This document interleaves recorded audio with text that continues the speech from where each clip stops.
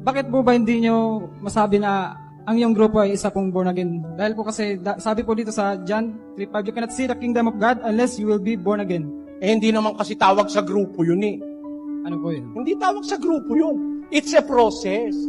Unless a man be born again, he cannot enter the kingdom of God. So you have to be born again. But you do not have to be called born again. The name is Christian. It spells everything about salvation. If you are a Christian, it is understood that you have undergone the process of being born again. Hindi naman kailangan sabihin mo, born again Christian. Parang ganito, malamig na ice cream. Kung naman, hindi naman kailangan ilagay pa. Eto, para maintindihan nyo ako,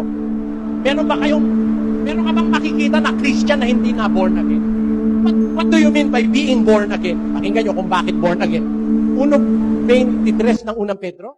Yamang ipinanganak kayong muli, hindi sa binhing nasisira, kundi sa walang kasiraan, sa pamamagitan ng salita ng Diyos na nabubuhay at namamalagi. Paano tayo naboborn again? Sa pamamagitan ng salita ng Diyos. Dati, wala kang malay sa salita ng Diyos. Tapos nagbasa ka ng Biblia o nakinig ka ng Biblia, natanggap mo, maboborn again ka. Sa pamamagitan ng salita ng Diyos. Yun ang process eh. Makikinig ka. Basahin natin ang 10:14. Paano nga sila magsisitawag doon sa hindi nila sinasampalatayanan? Paano sila magsisampalataya sa Kanya na hindi nila napakinggan? At paano sila makikinig kung walang tagapangaral?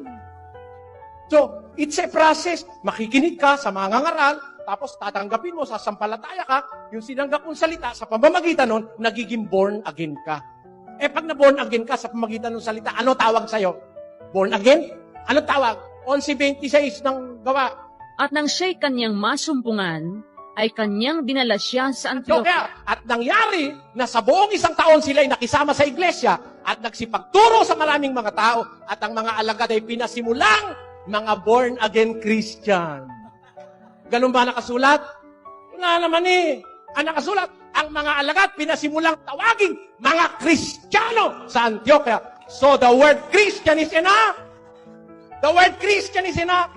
Yung paggamit ng salitang born-again Christian, redundancy yun. Parang ginamit mo, malamig na ice cream. Yan ang ibig mo sabihin lalabas. Pag ice cream, talagang malamig yun. Ice cream na nga eh. Eh baka ang order mo, ice cream na may sorbetes. Pagka Christian, kompleto na. Ba't ko naman dadagdagan ng nasa Biblia? Ang tawag sa alagad, Kristiyano. Kristiyano tawag sa Biblia eh. Ba't mo dadagdagan Kristiyano na ang tawag? Kristiyano, it spells everything about salvation.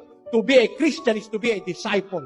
To be a Christian is to be born again. You cannot be called a Christian if you were not born again. Kaya po, Kristiyano, tama na yun. Basahin natin sa 1 Pedro 4, basa.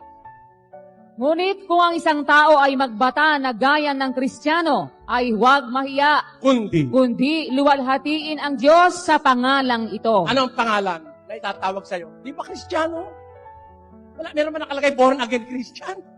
Nag-iimbento lang yung mga pastor ng born again na yan ako. Kaya nga galit sila sa akin eh.